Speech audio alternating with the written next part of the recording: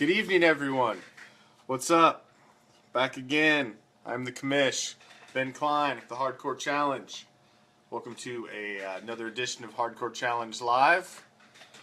Our very first Game of the Week edition. We'll be breaking down our Game of the Week for Week 1. We will be doing it every Wednesday night, 10 o'clock Eastern Time, right before the next week kicks off for our Fantasy Football League. Tomorrow, kickoff for Week 1, Thursday night game, rematch of last year's Super Bowl, Donkeys and the Panthers. So there we go. The Donkeys with Seaman at the helm. Should be riveting, I'm sure. Can't miss TV. So let's get into it. Like I said, tonight we're going to be breaking down our Game of the Week.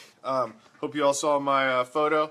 I know you all anticipate my awesome clip art that I put with my Game of the Week every season, so I thought since I'll be doing the show now, what I would do is just put my awesome clip art up as a teaser, and let's see if you can figure out who the Game of the Week is before the show comes on by the photo I put up on the league page and the league group page. I'll just put Game of the Week, Week 1, Week 2, Week 3, Week 4, and see if you can figure it out. See if you can figure out this one, who it was going to be this week. But give out the call-in number. That's the number. Save it. It's not going to change. It'll be the same every week. So if anybody has anything you want to call in, by all means, it's free for them. We'll roll with it. So let's get into it. So the first game of the week for the 2016 Hardcore Challenge will take place in the Great White North Division. Yearly powerhouse, defending division champ. I'm thinking RBs, faces off against Skull Crushers. Skull Crushers, for those who watched last night's episode and the week before, is the team I am predicting to take the Great White North Division this year. This game will go a long way in proving if Skull Crushers really is ready to be a contender this season. They have not made the playoffs yet. They've been improving every year. And this season the roster just looks poised to jump with the draft that they had coupled with it. So let's take a look at the head-to-head matchup a little closer. First off, obviously, you have the quarterbacks at the helm of both teams. You've got Jameis versus Dax. Dax is completely unproven for the Cowboys coming in for Romo. But playing at home, while the Skull Crusher sees his QB on the road, the division matchup in Atlanta.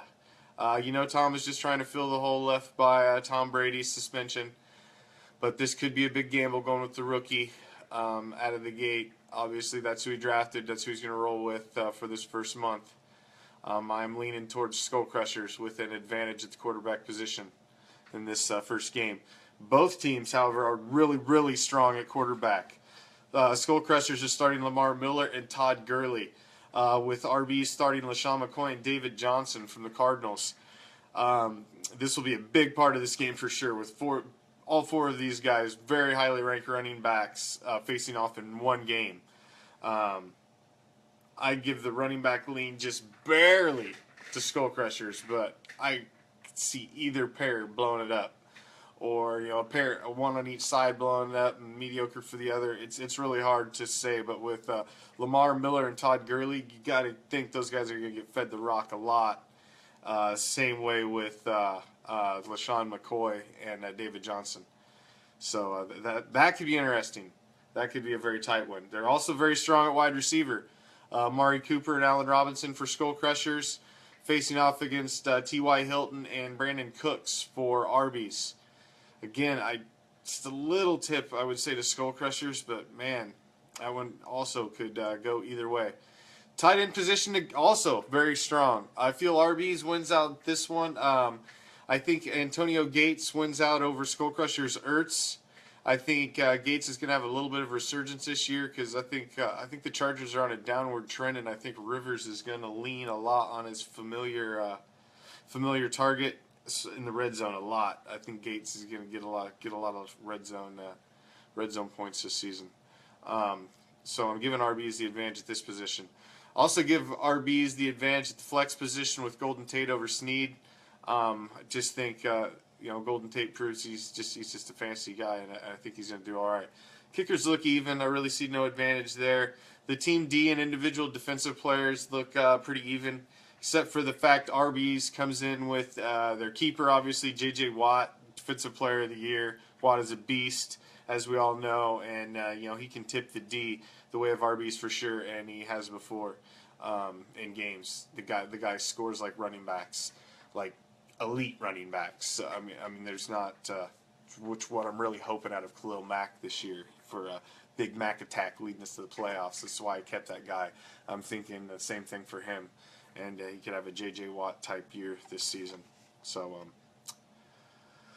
with all that being taken into account, what do I come up with?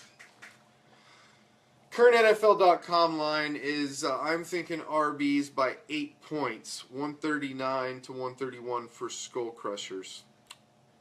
I am not going with that line. I am instead taking Skull Crushers to win Week 1's Game of the Week. I will put up a poll on the website to see if the rest of you agree or disagree with me choosing Skull Crushers to take the first game of the week.